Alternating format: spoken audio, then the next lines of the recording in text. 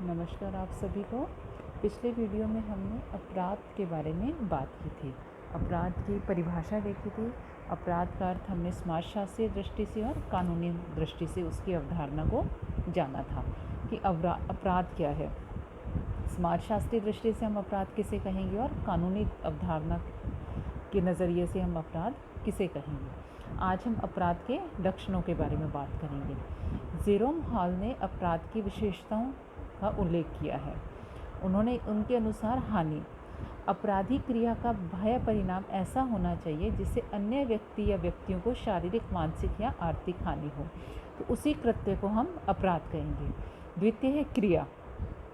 जब कोई व्यक्ति अपराधी क्रिया ना करे और अपराध करने का केवल मन में ही विचार रखे, तब तक हम इसे अपराध नहीं कहेंगे। अपराध के लिए सोच लेना ही पर्याप्त नहीं है, वरन इरादे या विचार का क्रिया के रूप में बाह्य प्रकाशन भी आवश्यक है। तीसरा, कानून के द्वारा निषेध।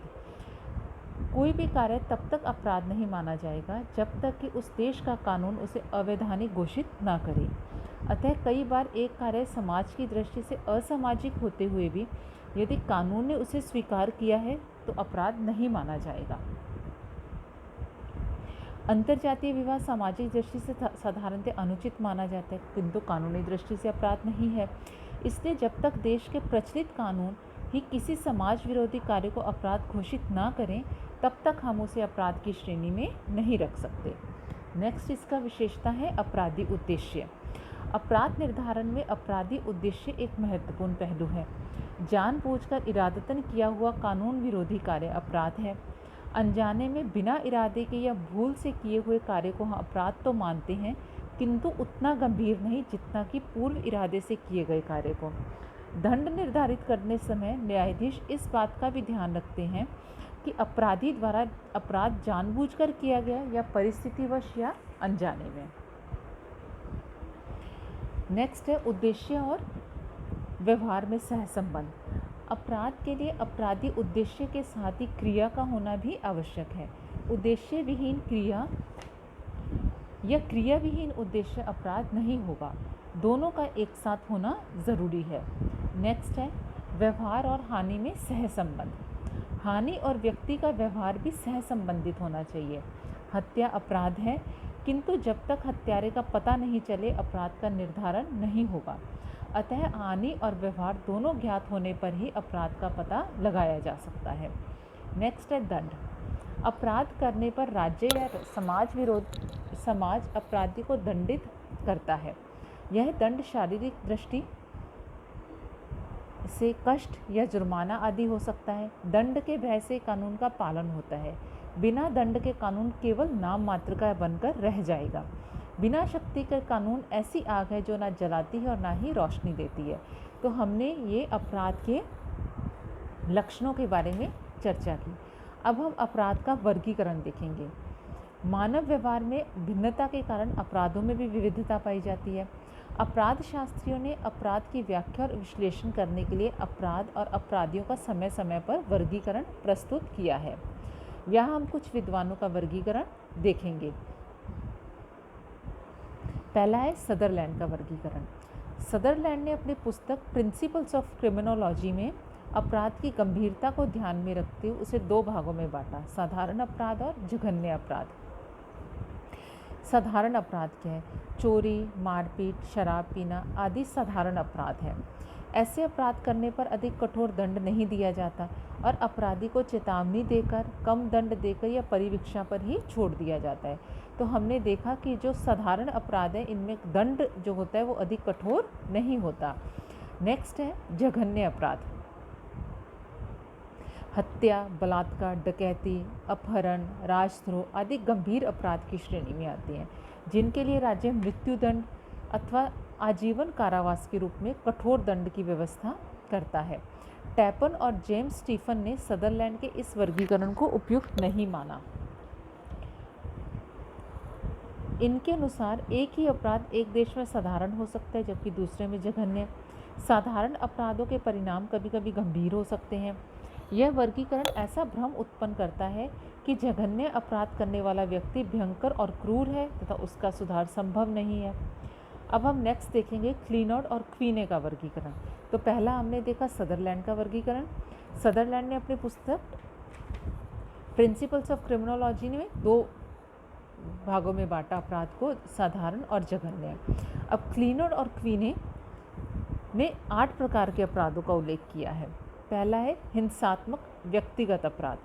आक्रमण, बलात्कार और हत्या आदि अपराध इस श्रेणी में आते हैं। ऐसे अपराधों की समाज में कटु आलोचना होती है और राज्य इनके लिए कठोर दंड की व्यवस्था करता है। नेक्स्ट है संपत्ति संबंधी आकस्मिक अपराध। ऐसे अपराधों में धन लाभ मूल उद्देश्य होता है। दस्तावेजों पर जाली हस्ताक्षर करना, चेक पर झूठे हस्ताक्षर कर उसे भुनाना, कलात्मक वस्तुओं को पार करना, दुकानों पर चोरी करना आदि इस श्रेणी में आते हैं। नेक्स्ट है व्यवसायिक अपराध। कई व्यक्ति अपने व्यवसाय के दौरान ये अपराध करते हैं, जैसे मिलावट करना, कालाबाजारी करना, गबन और झूठे विज्ञापन देना आदि। नेक्स्ट है राजनीतिक अपराध। इनका उद्देश्य राजनीतिक लाभ प्राप्त करना होता है, जैसे जासूसी, तोड़फोड़, राजद्रोह आदि। नेक्स्ट है सार्वजनिक व्यवस्था संबंधी अपराध। आवारागर्दी, वेश्यावृत्ति, सड़क के नियमों का पालन न करना, शराब पीकर बखेड़ा खड़ा करना आदि ऐसे अपराध हैं जो सार्वजनिक रूप से अव्यवस्था पैदा करते हैं। नेक्स्ट है परंपरागत अपराध। डकैती, लूटमार, अपहरण और गिरोह तथा संगठन बनाकर अपराध करना या चोरी करना इस श्रेणी के अपराध हैं। नेक्स्ट है संगठित अपराध। इनमें कई व्यक्तियों द्वारा मिलकर एक संगठन बनाया जाता है और योजनाबद्ध रूप से अपराध किया जाता है, जैसे सोना, अफीम, गांजा, चरस आदि का व्यापार। नेक्स्ट है पेशेवर अपराध। इस श्रेणी में वे अपराध आते हैं जिनको व्यक्ति व्यवसाय के रूप में ही करता है, जेब काटना, चोरी करना, उठाईगिरी करना, नकली नोट छापना आदि। नेक्स्ट हम देखेंगे सांख्यिकी आधार पर वर्गीकरण। सरकार ने अपराधों की संख्या के आधार पर अपराध को 5 प्रमुख भागों में बांटा है। पहला है व्यक्ति के विरुद्ध अपराध, जैसे हत्या, मारपीट। संपत्ति के विरुद्ध अपराध, चोरी, डकैती, लूट। राज्य के विरुद्ध अपराध, जैसे राजद्रोह, जासूसी। व्यवस्था के विरुद्ध अपराध, जैसे मदिरापान, जुआ, वेश्यावृत्ति। न्याय के विरुद्ध अपराध, जैसे अपराध घोषित होने पर सजा न भुगतना, न्यायालय का अपमान करना आदि। भारत में 3 प्रकार के दंड पाए जाते हैं। पहला भारतीय दंड विधान, दूसरा दंड प्रक्रिया संहिता और तीसरा ऐसे अपराध जो स्थानीय एवं विशिष्ट कानून के द्वारा दंडनीय है, जैसे उन राज्यों में शराब पीना जहां पूर्ण नशाबंदी लागू की गई हो। तो हमने देखा कि भारतीय दंड विधान द्वारा दंडनीय अपराध जैसे हत्या, मारपीट, अपहरण, चोरी, लूट, सार्वजनिक अशांति पैदा करना आदि। दंड प्रक्रिया संहिता द्वारा दंडनीय अपराध जैसे दुर्व्यवहार करना, शांति भंग करना। तो हमने देखा कि अपराध का वर्गीकरण क्या है। सदरलैंड का वर्गीकरण देखा हमने, साधारण और जघन्य अपराध का। क्लीनॉड और क्वीने का 8 प्रकार का वर्गीकरण देखा। सांख्यिकी के आधार पर हमने वर्गीकरण को जाना। तो हमने ये देखा कि अपराध क्या है, अपराध के लक्षण क्या हैं और अपराध का वर्गीकरण क्या है। अब हम नेक्स्ट वीडियो में किस व्यक्ति को हम अपराध कहेंगे, उसके किस कृत्य को हम अपराध कहेंगे, इसके बारे में चर्चा करेंगे। धन्यवाद।